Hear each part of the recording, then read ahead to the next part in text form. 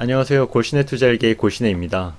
오늘은 바로 어제인 2월 10일에 2차 민팅을 완료한 클레이시티에 대한 이슈와 현 상황을 말씀드리고자 영상을 만들게 되었습니다. 늘 그렇듯 매수나 매도를 추천드린 영상이 아니기 때문에 구독자분들은 항상 투자에 주의하시길 바라겠습니다. 게다가 오늘은 좋은 얘기보다는 나쁜 얘기가 줄을 이룰 예정입니다. 바로 어제인 2월 10일 클레이튼 프로젝트 중 굵직굵직한 프로젝트들이 민팅이 예정되어 있었는데요. 몇 개만 나열해보자면 1차 민팅 때 엄청난 사건을 일으키고 오늘 2차 민팅에 도전하는 클레이시티, 테슬라를 상품으로 준비하며 막강한 커뮤니티 화력을 가지고 있는 클레이 에이프 클럽, 그리고 제가 전에 영상으로 만들었고 현재 참여 중인 가이아 프로토콜 등이 있습니다. 그중 오늘 주제인 클레이시티에 대해서 살펴보자면 전체 수량이 1000개도 안 되는 작은 물량인데다가 베커 역시 카카오 자회사와 연관되다 보니 민팅 전부터 엄청난 관심을 받았던 프로젝트죠. 우선 지난 1월 27일에 진행되었던 1차 민팅 때 큰 사건이 있었는데요. 블록 시간 기준으로 카운트다운 하고 있었으나 동기화가 안 되는 현상이 발생되어 바이나우가 동작하지 않아 민팅이 30분 연기되었습니다. 저 역시 이때 민팅에 참여했었는데 하지만 이건 큰 문제가 아니었죠. 많은 사람들이 의혹을 보였던 사항은 봇 위에 일반 유저들은 정상적인 민팅 자체가 불가능했다는 것입니다.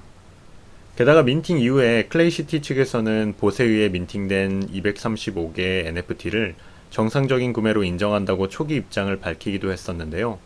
봇에 대한 대응 없이 재민팅을 진행하였고 이번에도 봇만 다시 민팅에 성공하는 결과를 낳게 됩니다. 결국 민팅을 전부 철회하고 봇이 민팅한 물량은 전부 환불 처리하겠다고 밝혔는데요.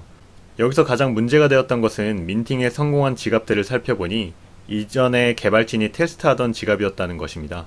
결국 개발진이 1000개도 안 되는 물량으로 민팅을 하면서 일정 물량을 봇으로 자신들의 지갑에 넣어 놓도록 한 것이 아니냐 하는 의혹이 발생되었던 것이죠.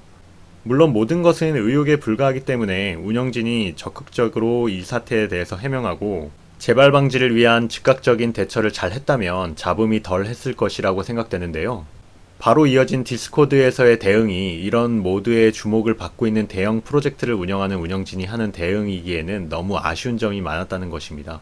물론 민팅에 실패한 수많은 사람들과 점점 커져가는 의혹 속에서 무분별한 음해와 비아냥이 난무했기 때문에 운영진이 받는 당혹감도 어느 정도 이해는 되지만 앞으로 로드맵에 따라 생태계를 앞장서서 꾸려나갈 운영진의 대응이라기보다는 그저 감정 싸움만 하며 자체 통제도 못하는 모습을 보여줬다는 점에서 저를 포함한 많은 분들이 실망감을 금치 못하셨을 거라 생각됩니다.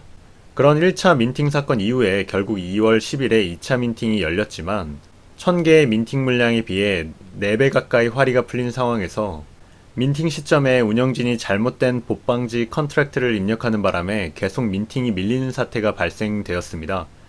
또한 잘못된 컨트랙트 때문인지 그날 많은 민팅이 몰려서 그런 것인지 아니면 하늘의 뜻인지 클레이튼 메인넷 접속 문제가 발생되어 다른 프로젝트들 역시 1시간씩 지연되는 사태도 발생되었고 메타마스크를 연결한 사람들은 민팅에 실패하는 등 구구절절한 사연들이 계속 발생되었다는 것입니다. 마지막으로 정점을 찍은 것은 바로 동해를 시 오브 재팬으로 표기하고 또 독도가 사라진 맵이 등장했다는 것이겠죠. 물론 국제법으로 표기된 맵 기반을 가져왔기 때문에 발생된 문제라고는 하지만 국내 프로젝트에서 그 어떤 것보다 민감한 문제를 확인도 안 하고 진행했다는 점에서 저는 개인적으로 전혀 공감되지 못했습니다. 더 놀라운 것은 민팅가 500클레이로 이런 우여곡절 끝에 민팅된 클레이시티가 영상을 찍고 있는 지금 기준으로 바닷가가 6000클레이, 한화 약 850만원에 달하고 있고 특정 번호는 무려 10,000클레이, 한화 약 1400만원에 실제 거래가 되었다는 점이죠. 앞서 많은 이슈가 있었기 때문인지 사람들은 리빌되기 전에 이 번호의 땅은 어떤 땅인지 이미 알고 있었던 게 아니냐 하는 의혹까지 제시되는 상황인데요.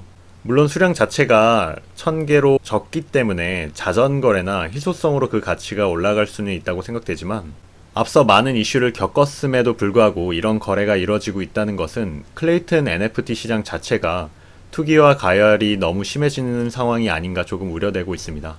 NFT 프로젝트들이 건전하게 커뮤니티를 기반으로 발전해 나가기보다는 투기 세력들이 몰려들어 무지성 투자만이 남는 것이 아닌가 하는 걱정이 앞서게 됩니다.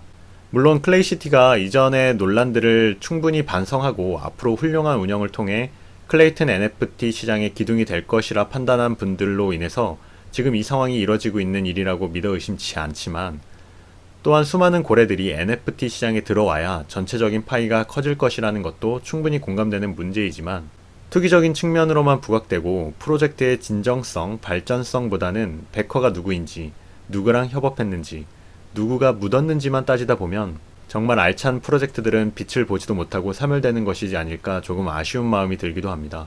물론 익명성이 넘치는 이 NFT 시장에서 알찬 프로젝트를 찾는 방법 역시 제한적이기 때문에 협업과 백화의 목을 맬 수밖에 없다는 것도 해결할 수 없는 문제이기 때문에 막연한 한탄만 남게 되는 순간이었습니다. 오늘은 개인적으로 그동안 있었던 일련의 사건들을 보며 제 개인적인 느낌을 영상으로 만들었는데요. 물론 구독자분들 개개인의 생각은 전부 다를 수 있을 거라 생각합니다. 어차피 NFT 쪽에 관심 가지고 투자를 하고 계신 분들이기 때문에 이 시장에서 본인만의 주관을 뚜렷하게 가져가시길 바라겠습니다. 이 영상이 도움이 되셨다면 구독과 좋아요 부탁드리겠습니다. 감사합니다.